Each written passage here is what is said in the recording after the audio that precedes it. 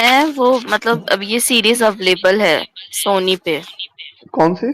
अच्छा, मराठाओं की। मराठाओं का मैंने एक चीज देखा निशांत भाई, कि आप चाहे बनारस में चले जाओ, वहां कितने सारे मराठे आज भी रहते हैं। आप लखनऊ चले जाओ, कानपुर चले जाओ, जो वहां पे जो शासक रहे हैं ना, वो ज्यादातर झांसी की रानी जो थी वो भी मराठा थी। कानपुर में भी मराठाओं का शासन था। और यूपी के कई सारे मतलब थे शहर और राज्य, मतलब उस सब जमाने में हुआ करते थे अरे 1857 में। अरे, तो सबसे मेन बड़ा लड़ाई तो उन्हीं ने एग्जाम्पल लड़ी थी। देख लो ना भाई, हमारे जो बीबी भैया है भुवन बम, हम्म वो भी हम्म हम्म मराठी हम्म। है और वो इंदौर से। हाँ वही चीज हो, तो नहीं, आपको ना मराठी और मराठा। मराठा में अंतर है निशांत भाई। क्या हो गया? हाँ वो तो मराठी और अंतर है ही है। मराठा में अंतर है, ऐसा बोलते हैं वही लोग कभी कभी। मराठी और मराठों में? हाँ मतलब वो मराठा अलग बोलते हैं वो लोग, भाई मराठा अलग। मराठा तो वो है ना कि उनका एक, क्या बोलते हैं अभी उसको, मराठी वो जो मराठी बोलते हैं, अच्छा। ठीक है, और हम्म मराठा वो जो अपने वो लेके आए हैं। जैसे एक क्षत्रिय हम्म मराठा होता है, एक शान्नव कुड़ी मराठा होता है, हम्म। उसको जो क्या बोलते हैं, क्षत्रिय कास्ट। मराठा होते हैं ना, वो एक्चुअली क्या था, जब वंशावली चली ना, भगवान राम के जो पुत्र थे लव, जो मेन वंशावली उनकी सूर्यवंशी जो चली, तो उसमें आगे चल के ना उसमें डिवीजन हो गए थे। तो उस डिवीजन में एक जो पार्ट था वो मराठा हो गए थे सारे, और दूसरा वो राजपूतों में अलग अलग शाखाएं उनकी बट गई थी। तो इसीलिए जो ये क्षत्रिय मराठा होते थे ना, ये बड़े वीर होते थे लड़ने भिड़ने में, एक दूसरे को मार काट करने में, क्योंकि उनके वो खून में ही थी। क्योंकि वो राजपुताना, राजपुताना नहीं बोलेंगे, लेकिन क्षत्रिय जो होता है ना, वो जरूरी नहीं कि राजपूत हो। क्षत्रिय का मतलब होता है कि वो ठाकुर वंश से था, और ठाकुर जी असली जो ठाकुर जी हैं वो अपने राम भगवान ही है, इसलिए उनको हम लोग ठाकुर जी महाराज बोलते हैं। क्योंकि असली चीजें तो वहीं से स्टार्ट हुई थी सब, मतलब मॉडर्न भारत की। उसके पहले तो रामचंद्र जी जब आए थे, तो वो पता नहीं 108वीं या 109वीं पीढ़ी थे अपने अपने मतलब वंशावली में। उसके बाद ही जब उनके पुत्रों का आगमन हुआ लव और कुश का, तो कुश से चंद्रवंशी ठाकुर निकले और लव से निकले सूर्यवंशी ठाकुर। फिर उसमें कई शाखाएं बट गई, कुछ इधर चले गए उधर, तो कई सारे प्रकार के ठाकुर पैदा हो गए। फिर उसमें भी उनके गोत्र हुआ करते थे, जो सप्त ऋषि थे उनके नाम से ही सारे गोत्र चलते हैं। तो एक ही गोत्र में शादी इसीलिए नहीं होती क्योंकि वो और मतलब। दूसरी बात हाँ। जो बोल रहे थे ना कि मराठा बहुत जगह पे फैले हुए हैं, तो उसका हम्म। रीजन ये भी था कि अभी एक मराठा राजा है, हम्म। उसने एक वाइफ यूपी वाली करी, एक वाइफ उसने कोई और स्टेट की करी, ताकि उन राजाओं को भी वो साथ में ले ले अपने, और साथ में मिलके लड़े सामने वालों से। तो वो बिल्कुल यूनिटी निशान बना रहे भाई। थे वो टाइम पे। उस समय तो जबरदस्त वंशावली रही अपने हिंदू राजाओं की, क्योंकि पहले जब मुस्लिम होते भी नहीं थे, मुस्लिम तो आए 8वीं शताब्दी में। और ये पहली शताब्दी में जो बोलते हैं कि ये एडी जो बोलते हैं, आफ्टर जीसस क्राइस्ट, तो उस जमाने में तो मुस्लिम होते ही नहीं थे। उस जमाने में तो सारे हिंदू राजा तुम्हें इंडिया में मिलते थे। जो चंद्रगुप्त का जो मौर्य था, उनका पूरा वंश चलता था। फिर उसके बाद भी कई सारे राजा आए, अशोक भी वो चंद्रगुप्त मौर्य के ही वंशज थे। फिर उसके बाद अलग अलग राजा आते गए। ऐसा बोलते हैं कि आखिरी जो हिंदू राजा थे वो पृथ्वीराज चौहान थे, और वो हुए थे, वो भी 1857-58 के टाइम में ही थे वो। राठौड़ भाई, आपने राणा सांगा के बारे में सुना है? हाँ मैंने सुना है ना, हमारे तो वंशज है राणा सात सांगा। राणा सांगा सात के बारे में फीट फेमस था। 4 इंच के, मतलब वो हाइट उनकी ऐसी थी, 7 फीट 4 इंच के उनकी हाइट ऐसी थी, इतने बलवान थे, इतने ताकतवर थे। वो मतलब महाराणा उनको प्रताप के दादा दादा होते थे। उनको उनके उनके बारे में फेमस था कि उनके शरीर में 80 घाव थे। एक हम्म, हाथ नहीं था, एक पैर नहीं था, फिर भी वो लड़ने जाते थे बख्तर पहन और के। महादेव के वो बहुत एकदम बड़े भक्त भक्त थे। थे, बहुत बड़े भक्त थे। और जितने भी लोग यहाँ बैठे हैं, आप लोग को एक चीज बता दूं कि चाइना वॉल के बाद ना उन्होंने राजस्थान में जो बनाई है ना वॉल, वो उनका क्या है, वो महल हम्म। याद नहीं आ रहा मेरे को, वो सेकंड सबसे बड़ी है। जो मतलब मीराबाई के बारे में हम लोग पढ़ते हैं ना, वो उनकी बहू हुआ करती थी। राणा सांगा की बहू थी। वो भी हाँ, राजपुताना थी। तो वो कृष्ण भगवान की भक्ति में इतना लीन हो गई थी कि मतलब ऐसा बोलते हैं कि कृष्ण भगवान ने उनको स्वयं दर्शन दिए थे। और राणा सांगा के अंदर पता है, उनको चैन से बैठना ही नहीं था। वो लड़ाई में रहते थे ज्यादातर। वो केवल कुछ दिन के लिए आते थे और फिर चले जाते थे लड़ने के लिए। उनके अंदर वो जुनून था कि मुझे लड़ना ही लड़ना है।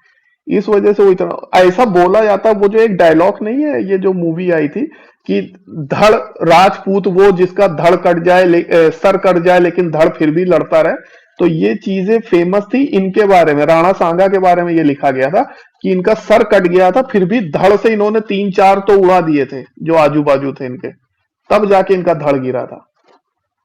तो ऐसे थे ये वीर, और शरीर में नहीं, मैंने 80 घाव मैंने लेके मैंने घूमना। सुना था कि इनका जो हुआ था, इनके बेटे ने इनके साथ गलत किया था यार, राठौड़ भाई। मैंने ऐसा पढ़ा था कहीं पे, हाँ, सुना था। वो कुछ गद्दारी हो गई थी उनके साथ में, कुछ नहीं, उनके क्योंकि वो बेटे घर में के रहते बेटे नहीं ने थे तो किया सब था ऐसा। सब षड्यंत्र वगैरह तो चलते ही रहते थे पीछे से, वरना तो महाराणा प्रताप को कौन हराने वाला था। और रास्ता तो उन्हीं के अंदर से किसी ने बताया था। महाराणा प्रताप की सेना में सारे राजपूत थे, लेकिन नहीं, बहुत सारे ऐसे महाराणा थे जो प्रताप नहीं, राजपूत राणा नहीं सांगा थे। बोल रहा हूँ मैं, राणा सांगा। महाराणा राणा सांगा के बारे में ऐसा फेमस था कि जब वो लड़ने जाते थे ना तो क्योंकि उन्होंने काफी सारी चीजें जीत रखी थी राजस्थान के बाहर भी। तो अब दिक्कत उनके साथ ये थी कि वो कभी चैन से बैठते ही नहीं थे, वो हमेशा लड़ाई झगड़े में लगे रहते थे। और उस चीज का फायदा जो उनके लड़के बच्चे थे, क्योंकि उनकी भी कई सारी रानियां थी, तो लड़के बच्चे जो थे वो आपस में राजनीति किया करते थे, तो उसी चक्कर में हुआ था ये सब, और कुछ नहीं। बाकी तो इतिहास पढ़ के ही आदमी को पता चलता है। महाराणा प्रताप के बारे में तो फेमस था कि उन्होंने एक एक शॉट में मुगल का जो सेनापति था जनरल था घोड़े सहित 2 टुकड़े कर दिए थे। भाई, लिटरली। मतलब कितनी ताकत होगी सोचो। और महाराणा प्रताप की सेना में कई सारे ऐसे लोग थे जो ठाकुर नहीं थे, छत्री भी नहीं थे, वो देववंशी हुआ करते थे। बाद में महाराणा प्रताप ने खुश होकर उनकी बहादुरी से उनको छत्री का एक दर्जा दे दिया था। तो आज भी जो देववंशी ठाकुर बन के घूमते हैं कि हम देववंशी ठाकुर हैं, छत्री हैं, तो वो महाराणा प्रताप की ही देन है। केवल उनकी शौर्य और स्वामी भक्ति के कारण उनको ये उपाधि दी गई थी। बाकी वो मतलब खून से राजपूत नहीं थे वो लोग। अब जो दरबारी होते हैं, तो दरबारी का मतलब ये नहीं होता कि वो राजा हुआ करते थे, वो राजपूत थे लेकिन उनके वंश में किसी ने राज्य नहीं किया। तो गुजरात में जो दरबारी होते हैं वो राजा के सिपे सलार हुआ करते थे सेनाओं में। तो बस यही था। और जो रॉयल खानदान थे ना, मतलब जिनकी वंशावली चली आ रही है ठाकुरों में अच्छी खासी, जैसे चौहान वंश हो गया या फिर ये सिसोदिया वंश हो गया। महाराणा प्रताप सिसोदिया वंश के थे और सबसे ऊंचे ठाकुर होते हैं सिसोदिया। फिर हाड़वा है, जादवा है, ये सबसे मतलब उच्च कोटि के होते हैं। फिर ये सब आते हैं जैसे राठौर हो गया, ये चौहान हो गए, मैनपुरी के चौहान, उसमें भी कई कैटेगरी हैं, सेंगर, तोमर, तो परिहार, ये सब फिर सेकंड कैटेगरी में आते हैं। तो इतनी सारी शाखाएं हैं ना कि क्या ही बोले केकेएल भाई, उसको गिनते गिनते आदमी को आधी चीजें पता ही नहीं होती अपने बारे में। नहीं, बिल्कुल बिल्कुल बिल्कुल। वैसे हिस्ट्री के बारे में लोगों को जानना ज्यादा पसंद नहीं, इसलिए क्या ही बोलोगे, मतलब ठीक है, हिस लोगों की मर्जी है। बट मैं बस यही बोलूंगा कि लोगों को अपने इतिहास के बारे में जानना चाहिए, हंड्रेड समझना परसेंट चाहिए। आज हमारे पास अगर जरिया है। हम जब स्कूल में थे भाई, हमारे पास इंटरनेट नहीं था। मैं सच बताऊं तो भाई, हम जब 10वीं 11वीं में होते थे, हमारे पास तो इतना अच्छा इंटरनेट नहीं होता था। हम्म, हमको लगता था कि जो बुक में पढ़ा रहे हैं भाई वही सही होगा। बट नहीं, वो कभी सच नहीं था। हमको मोस्टली गलती पढ़ाया गया, गलती चीजों को सही बताया गया कि अकबर बहुत अच्छा राजा था, बट ऐसा नहीं है।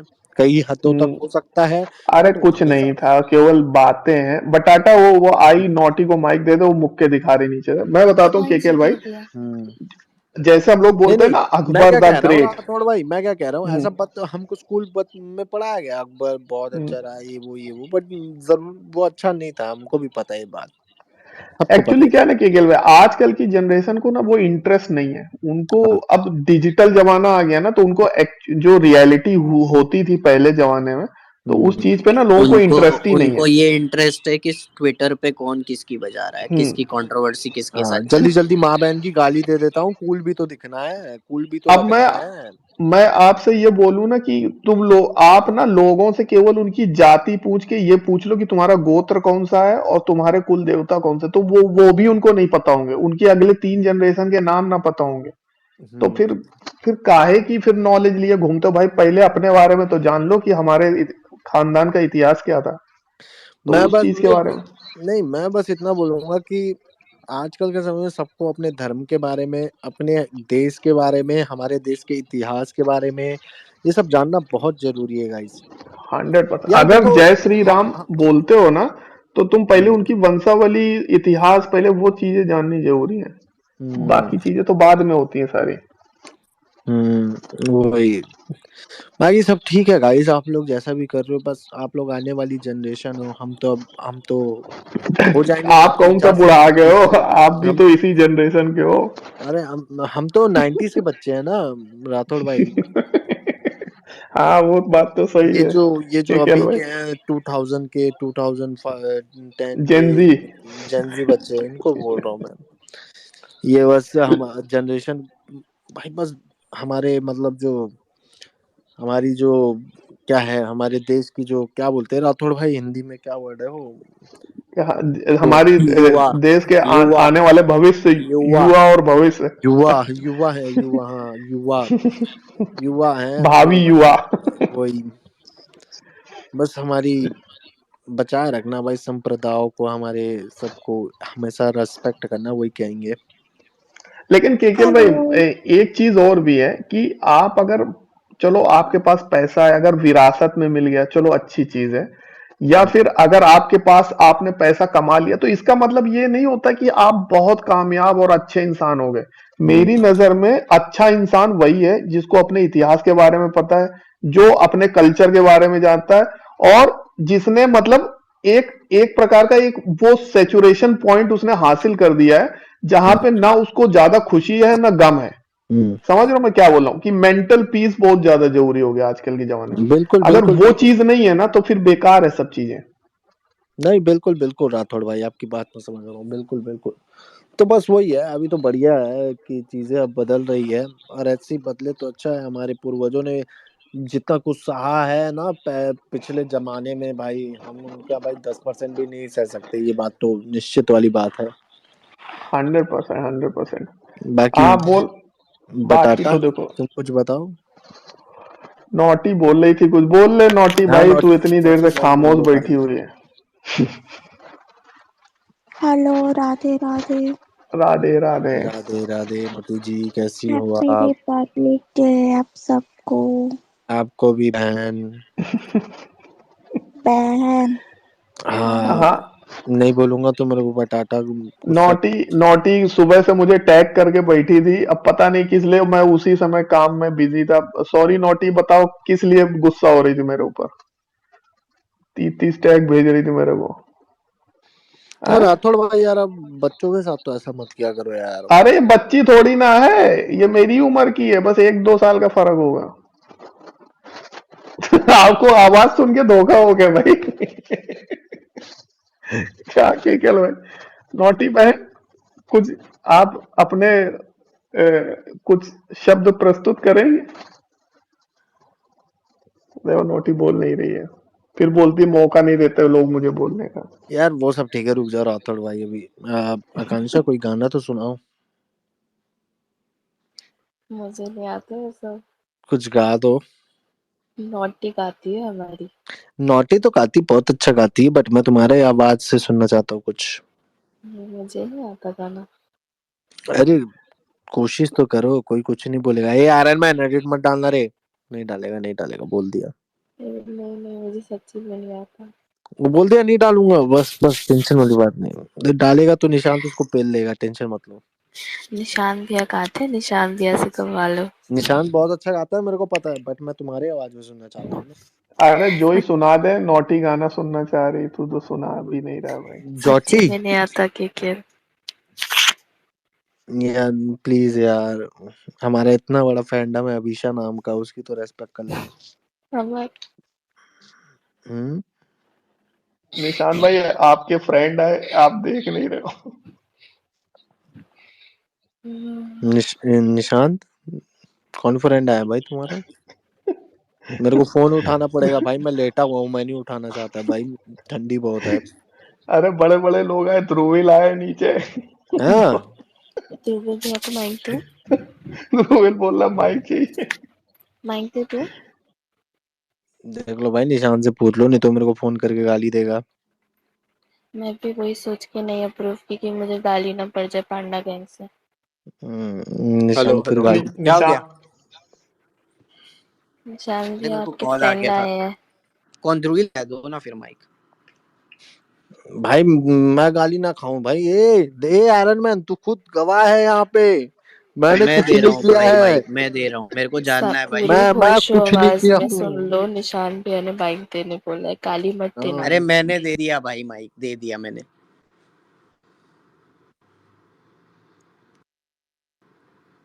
बोल ध्रुवील।